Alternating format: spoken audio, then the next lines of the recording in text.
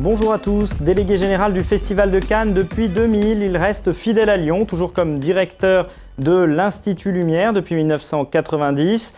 Aux côtés du président Bertrand Tavernier, il a organisé le centenaire du cinéma en 1995 et la restauration des films Lumière pour la 3e fois. Il s'apprête la semaine prochaine à ouvrir le Festival Lumière consacré à l'histoire du cinéma avec un prix Lumière qui ne laisse personne indifférent.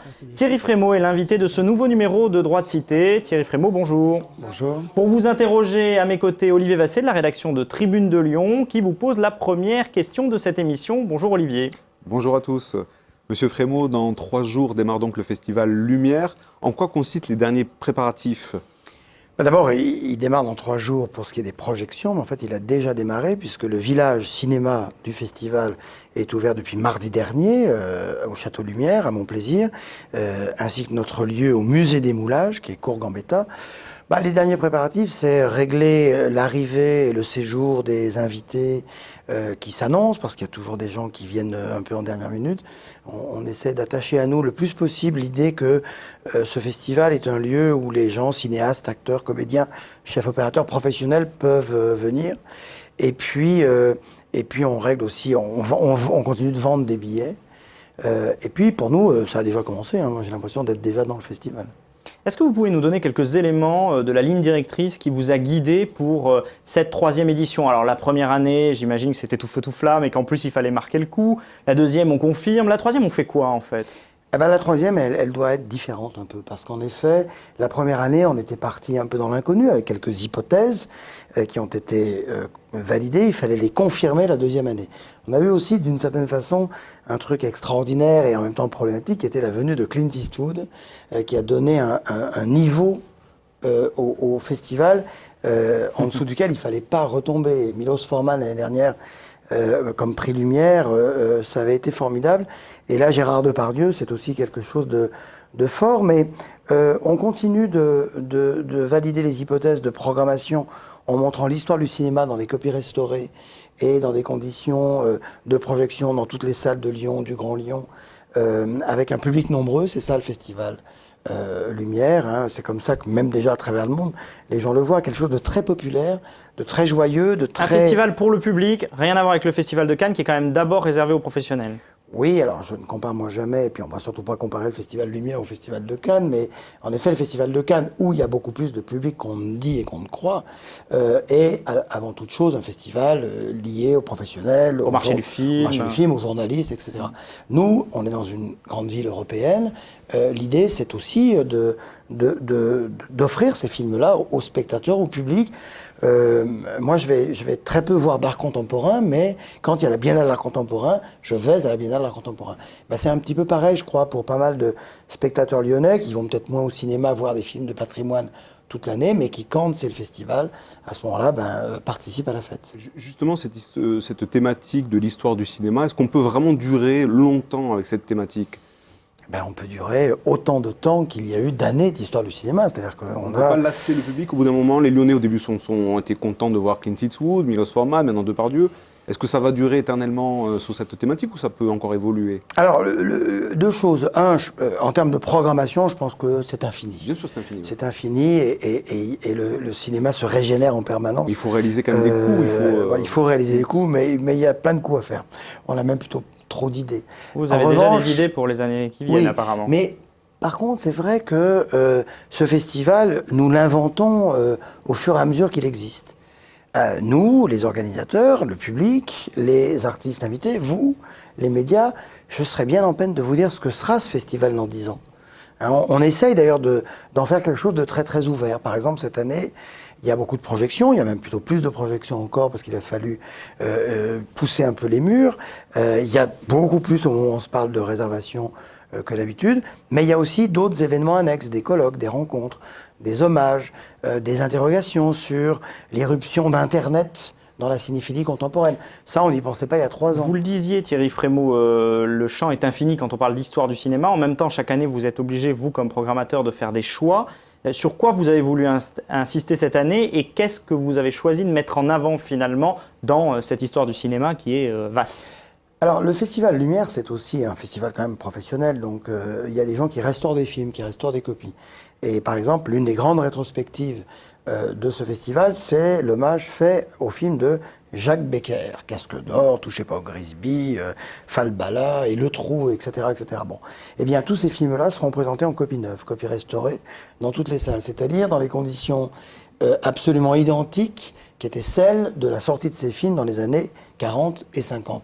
Et c'est parce qu'il y a des ayants droit, Studio Canal, Gaumont, qui ont restauré ces films et qui nous les ont proposés. Parce que maintenant, de Paris ou d'ailleurs, les gens disent, bon, ben, il y a ce festival, on va valoriser le travail de ressortie des films anciens, de restauration au Festival Lumière. Ça, c'est un peu votre marque de fabrique, hein, oui, la restauration des films. Oui, voilà, c'est la marque de fabrique parce que c'est important que les gens, nous, ce qu'on aime, c'est les salles de cinéma.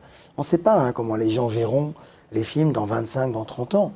Il y a les DVD, il y a les Blu-ray, il y a la VOD, il y a Internet. Ça fait quand même des années que ça existe et les salles sont toujours aussi pleines. Voilà, parce qu'on tient que la salle de cinéma reste quand même comme le concert, comme le stade de foot. Je préfère aller à Gerland que voir un match à la télévision, si bien retransmis soit-il. Bon, eh bien, nous, c'est un peu la même chose, mais la différence, c'est qu'on prouve généreusement, enfin, on le fait tous ensemble, que les gens reviennent en salle pour voir des films anciens. Et ça, c'est formidable. Est-ce que ce festival a trouvé son public? Est-ce que vous avez fait des études sur ces spectateurs du Festival Lumière? Est-ce qu'ils viennent d'ailleurs ou est-ce que ce sont d'abord des Lyonnais? C'est à 80% des Lyonnais, c'est à 20% des Lyonnais. Il y a beaucoup maintenant de Parisiens, d'étrangers. Surtout cette année, on a beaucoup insisté sur la dimension internationale des présents. Il y a beaucoup y compris de professionnels étrangers qui seront là. Beaucoup de professionnels tout court d'ailleurs, puisque il y a une convention de grands professionnels européens qui se faisait d'habitude dans un autre festival au Portugal. Ils ont proposé de venir faire cette convention à Lyon. Mais il y a eu des études qui ont été faites cet été sur les festivals d'été. Et des grands festivals, Aix-en-Provence, la Roque d'Enterron, et qui prouvent que les festivals profitent essentiellement au public local, ce qui est le cas de Toronto pour le cinéma, et y compris, mis à part les 40 000 accrédités qui viennent à Cannes du monde entier, le Festival de Cannes profite également beaucoup au public local. Mais nous, notre idée, c'est de mettre Lyon sur la carte internationale. Du cinéma. Du cinéma, mais nos invités, les gens, les vedettes qui sont là, sont très épatées et très heureuses de rencontrer le public de Lyon. Donc il y a une sorte d'échange qui a fonctionné dès la première année et qui est en effet ça aussi la marque de fabrique. On va y venir Thierry Frémaux sur ces personnalités, mais sur la programmation, le fait que vous investissiez comme ça l'ensemble des cinémas du Grand Lyon avec des choix de programmation très différents, des rétrospectives, des copies restaurées, des genres de cinéma très différents proposés, est-ce que ce large choix ne perd pas le spectateur et comment il fait pour s'y retrouver dans la marque de fabrique du festival? Je sais pas, j'ai l'impression que vous posez beaucoup de questions négatives. Le spectateur s'y retrouve parce qu'il y a eu 50 000, 60 000. Les gens, ils savent lire des programmes. Moi, je ne suis pas, encore une fois, spécialiste d'art contemporain ou de danse, mais je m'y retrouve très bien dans les biennales. Non, les gens s'y retrouvent parfaitement bien. Et surtout, quand ils s'y retrouvent pas, ou quand ils ne savent pas, ils vont aussi voir des choses au hasard. Tout à coup, ils vont voir Touchez pas au Grisby, qui est un pur chef-d'œuvre, surtout dans les conditions dans lesquelles, ou les films de William Wellman, ou les polars japonais Yakuza. Et la rencontre entre le public et une programmation. Oui, c'est aussi ça, je crois. Nous, ça nous a épaté d'ailleurs. Hein. Les Lyonnais ils vous font confiance. Ont complètement fonctionné. Ils se disent, on prend une accréditation. Parce que rester entre spécialistes, évidemment, ça ne nous intéressait pas beaucoup.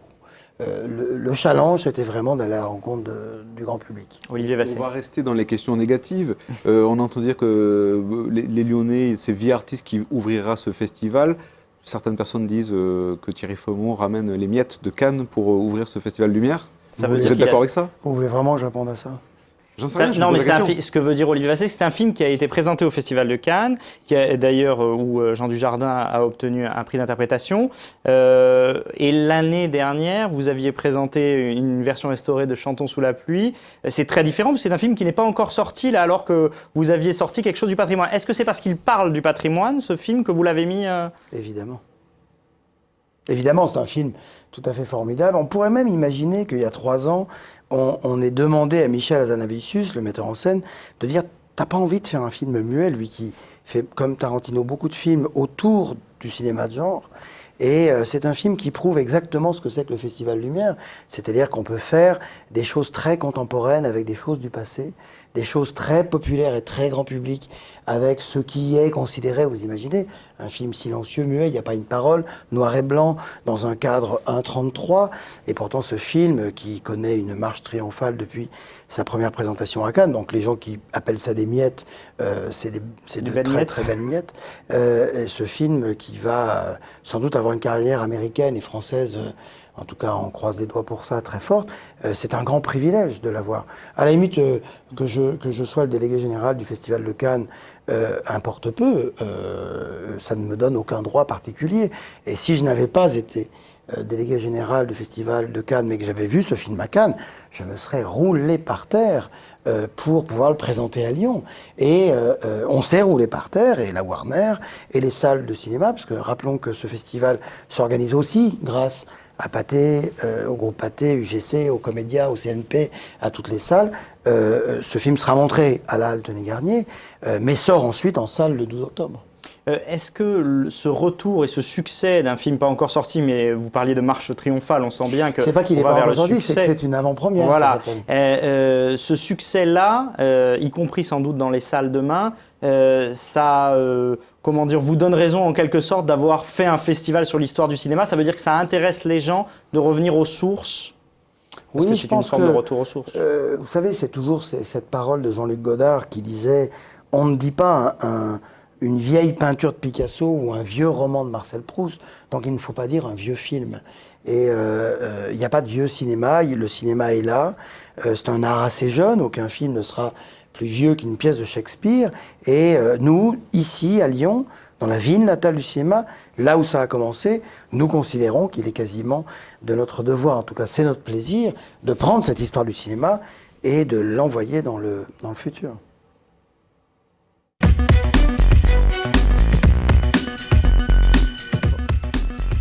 Thierry Frémaux, délégué général du Festival de Cannes, directeur de l'Institut Lumière et surtout directeur de ce Festival Lumière qui ouvre maintenant dans quelques jours, et l'invité de Droit de Cité. Thierry Frémaux, dans un instant, on va évoquer des questions d'actualité autour du cinéma, comme c'est le principe dans cette émission quand on invite une personnalité, mais on va encore parler un tout petit peu du Festival Lumière parce qu'on a encore plein de choses à dire, et notamment de ce prix Lumière que vous avez attribué d'ores et déjà, même si vous allez le faire physiquement, à Gérard Depardieu, acteur français, après Clint Eastwood, après Milos Forman, Gérard Depardieu. Est-ce que vous pouvez nous expliquer en quelques mots pourquoi ce choix, comment vous l'expliquez? D'abord, on avait un peu envie de récompenser un Français avec Bertrand Tavernier et puis tous les gens qui aident à la réflexion pour décider de l'attribution du prix Lumière. Vous ne vouliez pas le faire tout de suite, hein, pas la première année. Hein. On ne voulait pas le faire la première année, on ne voulait pas, parce que le cinéma est très américanisé, les stars sont américaines.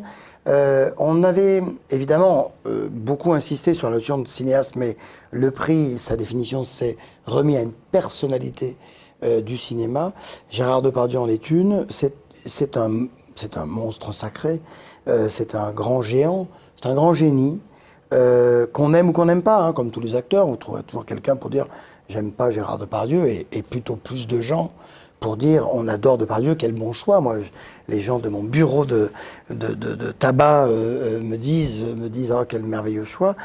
C'était aussi, avec Bertrand Tavernier, une façon de dire qu'il ne faut pas attendre pour dire aux gens qu'on les admire, qu'on les aime. Il ne faut pas attendre qu'ils soient morts, par exemple. Il ne faut pas attendre qu'ils soient morts, qu'ils soient vieux, qu'ils soient... Bon. Et avec Gérard Depardieu, on a quelqu'un qui a une longue carrière, qui a déjà traversé 4 décennies du cinéma français. C'est quelqu'un aussi qui, par son métier d'acteur, a accompagné les plus grands auteurs du cinéma français. Alors c'est un acteur populaire, Gérard Depardieu, mais on a le sentiment, peut-être parce qu'il est français, vous nous direz, que les avis sont plus partagés sur lui, alors pas forcément sur le comédien qu'il est, peut-être plus sur l'homme, parfois assez incompréhensible ou insaisissable qu'il peut être, alors que Clint Eastwood ou Milos Forman n'ont pas fait débat, on peut le dire, hein, il n'y a eu aucune interrogation. Là on se dit, tiens, Gérard Depardieu, quand même, c'est pas non plus voilà, celui qui fait l'unanimité. Oui, mais c'est bien de ne pas faire l'unanimité. C'est bien qu'il y ait débat. Nous, il y a beaucoup de gens qui viennent même nous dire, justement, on trouve que ce qui a été écrit sur lui dans les dans les semaines récentes est très très injuste. On sera d'autant plus là. Il y a d'ailleurs énormément de comédiens français qui seront là également parce qu'ils ont envie eux aussi, au fond, Depardieu, il faut savoir qu'il n'a jamais accepté d'hommage. C'est quelqu'un d'assez modeste qui parle des autres. C'est quelqu'un qui est très drôle dans la vie et qui aime s'amuser, mais dès qu'il s'agit de parler sérieusement de lui, alors là, il se dérobe. Et il a accepté cet hommage, et c'était aussi cette chance-là qu'on a voulu saisir. Il est actuellement, je crois, sur 2 ou 3 tournages. Ça va être facile de le récupérer Oui. Vous êtes sûr et certain qu'il sera là, hein. Il travaille beaucoup.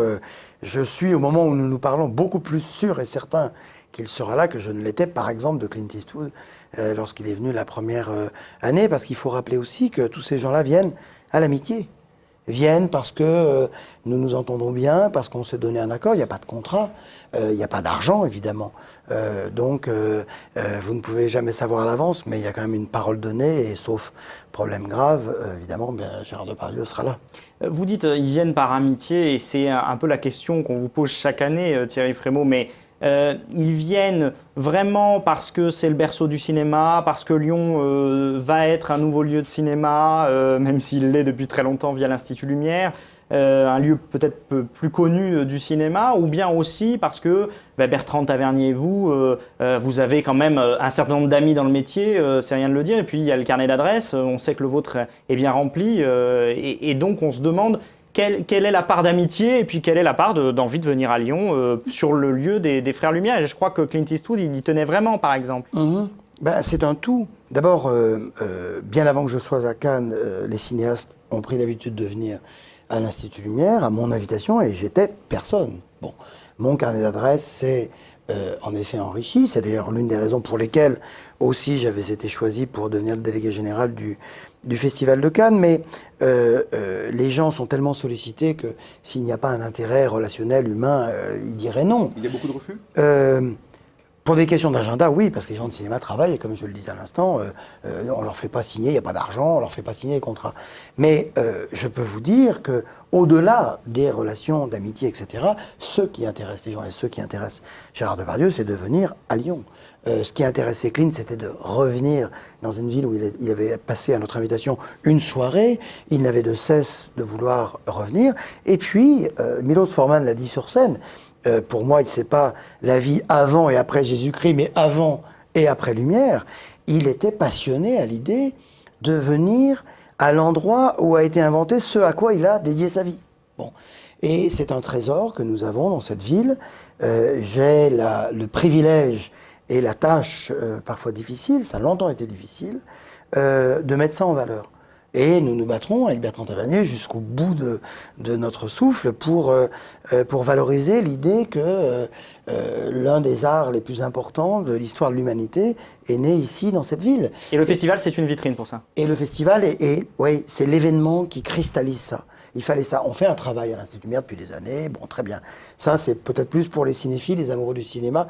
L'événement, c'est la ville qui est derrière. Le maire de Lyon, Gérard Collomb, le président du Grand Lyon, qui a appuyé sur le bouton vert pour que l'événement ait lieu, avec Jean-Jacques Keran. Et ça faisait des décennies quand même que les pouvoirs publics étaient sollicités. Et là, nous avons des gens qui sont complètement derrière l'événement. Et puis, au fond, quand vous disiez tout à l'heure, vous parliez des miettes du Festival de Cannes, je me souviens que les 2-3 premières années où j'étais à Cannes, les gens disaient, les mêmes Lyonnais, sans doute les mêmes d'ailleurs, disaient « Ouais, mais alors ça sert à quoi qu'ils soient à Cannes puisqu'on n'en profite pas ?» Bon. Donc maintenant, les gens disent « Ah ouais, alors s'il n'était pas à Cannes, il n'y arriverait pas. » Je ne crois pas, par ailleurs, parce que il n'y avait pas en France de festival de copie restaurée d'histoire du cinéma. Il y en a un en Italie, il y a quelques petites choses qui se font aux États-Unis, mais globalement, ça se fait très peu. Et c'est aussi ça qui plaît beaucoup à un moment où la civilisation numérique, les ressorties de films, Internet, les restaurations, les DVD, les Blu-ray, arrivent et redonnent à ce territoire-là, l'histoire du cinéma, une vitalité très forte. Une explication économique, puisque je crois qu'en 2014, l'ensemble des cinémas en France seront numériques. Donc la chaîne de production d'un film va coûter moins cher, et on dit que les investisseurs vont davantage investir dans la restauration de films. Est-ce que d'une certaine manière, vous n'avez pas été un petit peu visionnaire? Mais moi, je crois, en effet, mais là, vous me faites un compliment.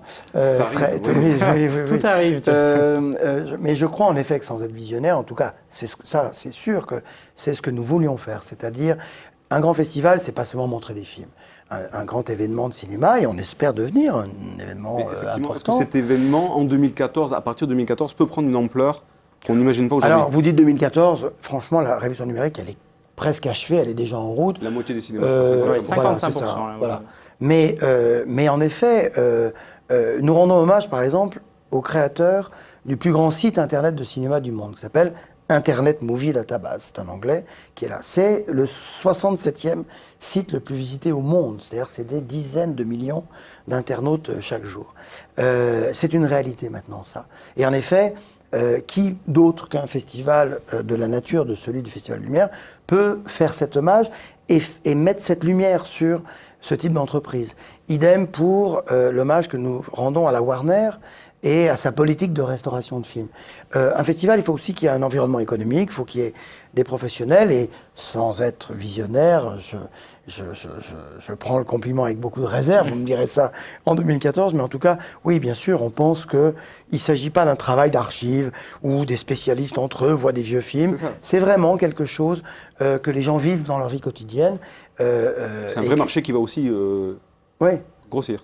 qui va grossir. Absolument. Parlons justement de la santé des cinémas. Les professionnels du cinéma étaient réunis à Lyon la semaine dernière. Ils sont assez satisfaits du taux de remplissage des salles. On a l'impression que les professionnels vont bien, enfin vont peut-être mieux qu'à une certaine époque, dans un contexte qui n'est pourtant pas forcément porteur en matière de pouvoir d'achat, quand il faut payer 10 € pour aller dans un cinéma. Quelle est votre analyse de la situation et pourquoi finalement le cinéma ne se porte pas si mal? Moi, je vois une raison principale. D'abord, il ne se porte pas si mal en France. En France, parce que certains pays européens souffrent plus. Mais en France, il y a des gens qui se battent. On parlait de Bertrand Tavernier tout à l'heure. Bertrand Tavernier est quelqu'un qui, à la fois par son inlassable activité de défense du cinéma, mais également par des responsabilités syndicales, il y a en France des gens qui poussent les pouvoirs publics à protéger, et pas à subventionner, comme c'est dit parfois, et le cinéma qui est enseigné au bac. En France, vous allez dans les villes, il y a des cinémas dans les villes. Les salles sont aidées par les pouvoirs publics. Et ça, c'est l'une des raisons principales. Il y a la création, hein, il faut toujours que les films soient au niveau. Et puis, je pense que en matière de crise, même si parfois c'est 10 €, mais on sait qu'il y a des quartiers limités, que ceux qui aiment vraiment le cinéma peuvent se débrouiller pour payer quand même moins de 10 €. Mais en temps de crise, le cinéma est plutôt une activité peu chère. Et il est vrai que grâce aux salles, à l'apparition aussi des nouvelles technologies numériques, on s'est maintenant totalement rapproché. On est autour de 200 millions d'entrées par an quand elles étaient tombées à 110, 120 millions. il y a eu un effet 3D il y a ou pas, 15 ans. Thierry Frémaux? Parce qu'on a vu un récent sondage qui disait que 73% des Français trouvent que ça n'a aucun intérêt, la 3D dans les films. Oui, non, il y a eu un effet 3D avec quelque chose de formidable et de dommageable, c'est Avatar. C'est-à-dire que le plus grand film 3D a été aussi quasiment le premier. Et il a tout mangé sur son passage. Oui, après c'est difficile de faire des choses aussi belles. Moi, je pense que d'abord, il y a eu de la 3D dans les années 50. Qui est venu, qui a disparu. Là, c'est un petit peu plus, je pense, durable, mais il y a une sorte d'équilibre qui se fait. Jeffrey Katzenberg, le patron de DreamWorks, disait à juste titre que ce sont les fausses 3D qui marchent pas bien, parce que c'est pas de la vraie 3D, vous savez.